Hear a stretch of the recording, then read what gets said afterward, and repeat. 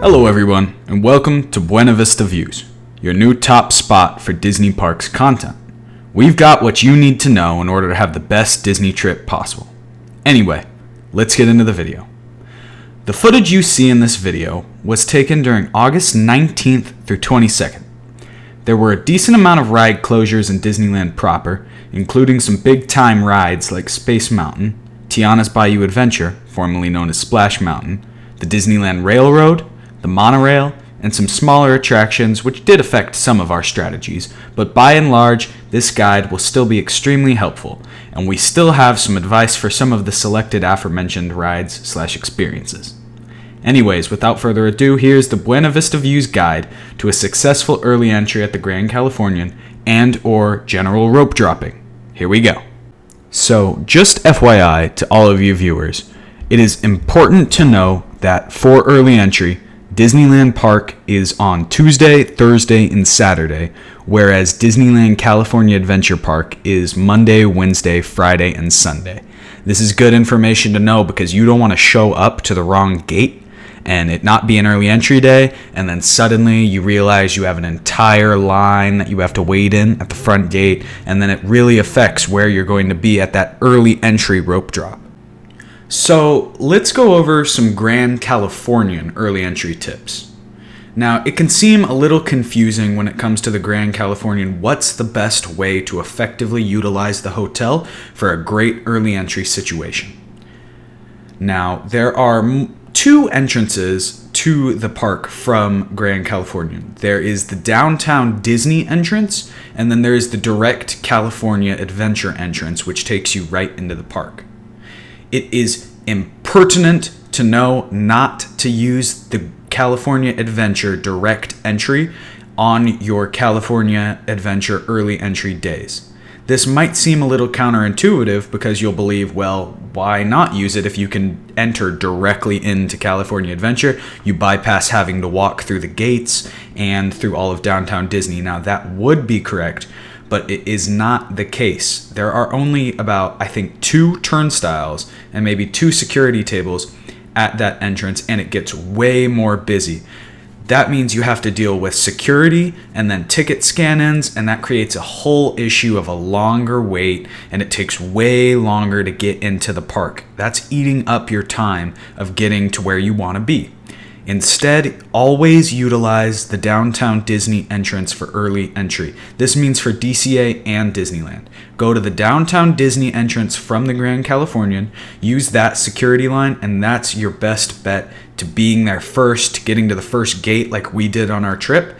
And as for your time, you should probably be at the security gate by 6:30 for the best spot, 6:40 at the latest. The line can get a little hefty, but the security does move way quicker here, and it's really, really the best spot to be. Now, tips for security: remove all of your Disney birthday buttons, your lanyards, unzip your bags, and take all the stuff out of your pockets. I know it sounds like a lot, but they're going to ask you to do it anyways, and if you get it done before, you're going to get yourself through faster, you're going to get everybody else through faster, and you're going to have a better day in the parks. So that is our tip for the Grand Californian aspect. Now you're through the gates, you're walking through downtown Disney, headed to the Esplanade. What's the plan? Okay, so let's discuss early entry at Disneyland proper first. So you've made it through downtown Disney and the Esplanade, and you have verified that it is a Disneyland early entry day, so either a Tuesday, Thursday, or a Saturday, and you are at the gates. Gates open officially at 7:30, which is the early entry time, but usually they open a bit early. It was around 7:15 to 7:20 the days that we were there. Now, it's time to hustle down Main Street. Don't worry, you'll be able to go back later and check everything out and ride your cars and your trolleys and see everything. You don't have to be on the right side of the gates. Really, you should be at whatever gate is the shortest, but you should walk through either the right side tunnel or shift over to the right side of Main Street as you walk in, as you're going to need to scan your hotel keys in front of the Plaza Inn to verify your status as a hotel guest eligible for early entry. Now that you've done that, you will be waiting for the pre-main rope drop early entry rope drop at 7:30. You want to try to be as close to the front of that rope as possible in order for these strategies to work at their best, although they should be helpful regardless. Once that rope drops, you have one of two options. You can either book it to Fantasyland or waltz right into Tomorrowland on your right. In Fantasyland, there is one major mission, and that is to get on Peter Pan's flight. This ride gets busy, and it gets busy fast. It has one of the lowest rider capacities in the park, which results in more often than not large wait times throughout the day. It's a notoriously slow loader, so you want to get there early. Let's say Peter Pan is your early entry goal. It's time to hustle once that rope drops for early entry, and it's time to power walk. Don't run, it makes it harder on everyone. But power walk your way through the castle and keep right in order to get into the Peter Pan queue, which is just a series of switchbacks. Now, if you did this right, you may still have to wait maybe 10 to 15 minutes in line because everybody's rushing there if you weren't directly in front of everybody for the ride, which is fine. But if you stall and you walk just a normal pace to Peter Pan, most likely you will be greeted with a rather full queue, and that is a waste of your early entry. After you get off Peter Pan, it will still most likely be before 8. And if you follow what we say, you should be able to knock out a good chunk of Fantasyland without worry. We were able to hit Peter Pan, Dumbo, and Alice before proper rope drop. And we were able to utilize the single rider queue and walk right into the Matterhorn without worry right after rope drop occurred. You could also decide to hit Tomorrowland and beeline it straight for Space Mountain. Space Mountain was closed on our trip, so we weren't able to recon as much footage as we would have liked to for your early entry video. But just know, while you still should keep the pace up a little bit, Space Mountain is not as much of a slow loader and hard rope drop as Peter Pan. After you hit Space Mountain, you should work your way back through Tomorrowland and have a pretty stress-free time riding Star Tours and Buzz Lightyear. As for the main rope drop available to all Disneyland guests, not just hotel guests, you have a couple choices on what you want to do.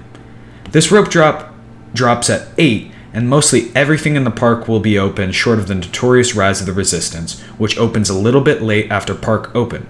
Your best bets for a normal rope drop is either the aforementioned Tomorrowland Space Mountain method, which is our personal go-to here at Buena Vista Views for our normal rope drops, or you could attempt to get to Rise of the Resistance before it opens and hop into the ride as soon as it opens up, hopefully without a breakdown in your way, which it is predisposed to do as a trackless ride.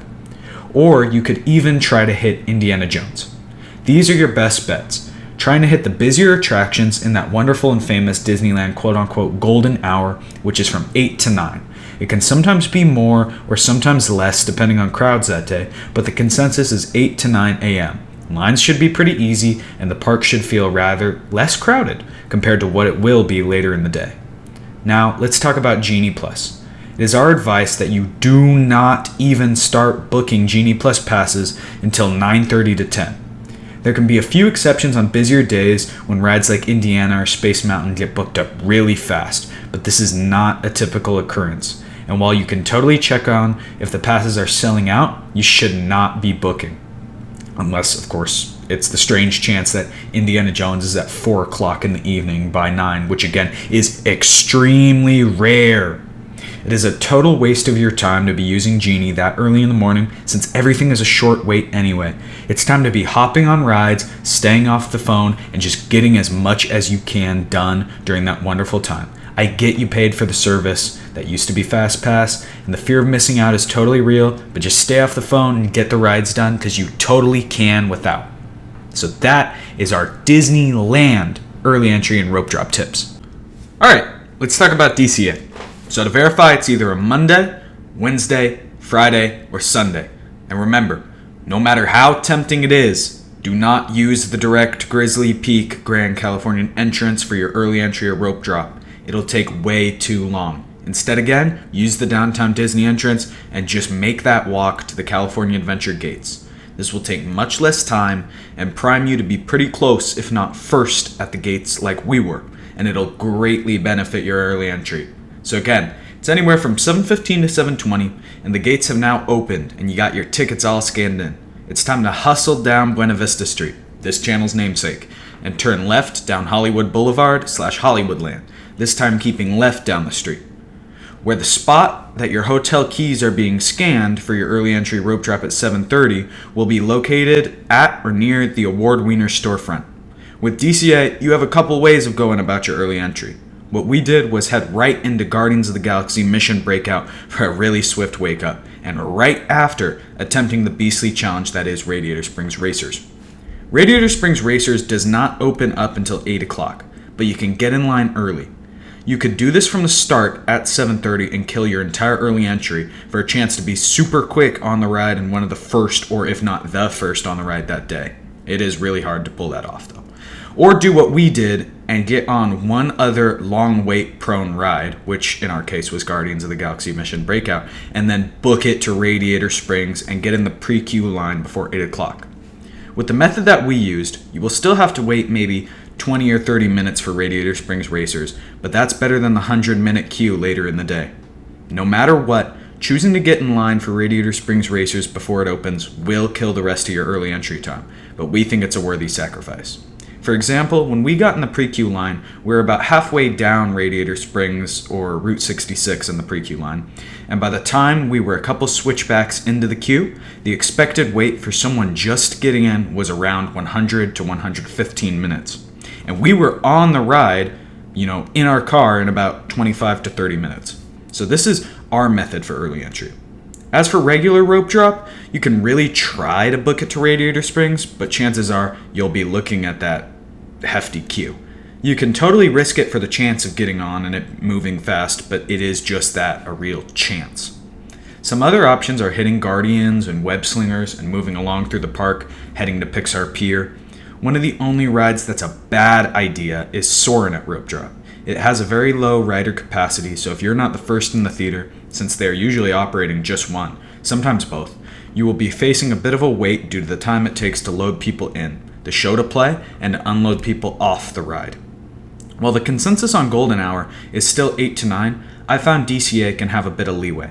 Things like Incredicoaster and most Pixar Pier rides should have pretty limited queues, and that really can vary depending on crowds that morning, but it still provides a pretty laid-back and nice morning rope drop experience. Again, we wouldn't start worrying about Genie Plus till around 10, but Guardians of the Galaxy does have a tendency to sell out semi-quickly on some days depending on the crowds, so check every now and then to snag your perfect time slot for that day. There's also a good chance that you clicked on our video since you decided to stay at the Grand Californian, and you want to know some recommendations to enhance your experience. One of the biggest benefits of the Grand Californian is utilizing your rooms and the hotel pool for a midday break. This provides an extreme amount of stress relief and totally made our park trip leagues better. This is when that Grand Californian direct park entrance and exit comes in handy. As the afternoon rolls around and that security and ticket line is completely dried up from earlier in the day, it's an extremely great way to enter and exit the park. Again, only after the morning crowds, that is. You can then use it anytime through midday in the evening. Our insider tip is to use it to go on the Grizzly River Run ride when the day is at its hottest. Because you can go back to your room, change into your swim trunks, go get on Grizzly River Run, and then walk right back in through that direct park entrance and go to the pool, take a swim, take a shower, and then head right back into the parks. Another handy park exit you can use for anybody is back in Pixar Pier by the Corn Dog Castle. This is the path for the Pixar Place, but it also provides direct entrance to the Grand Californian or just a park exit for any other guest. We hope our tips for early entry and rope drop at Disneyland and Disneyland California Adventure and our Grand Californian tips will help you in planning and executing a perfect Disney trip. Don't forget to subscribe if you want to see more. Leave a comment if these tips worked for you or if you have any tips of your own. And if you really liked the video, you could leave us a like. We would greatly appreciate it. You've been the audience, and we've been Buena Vista Views. See you real soon.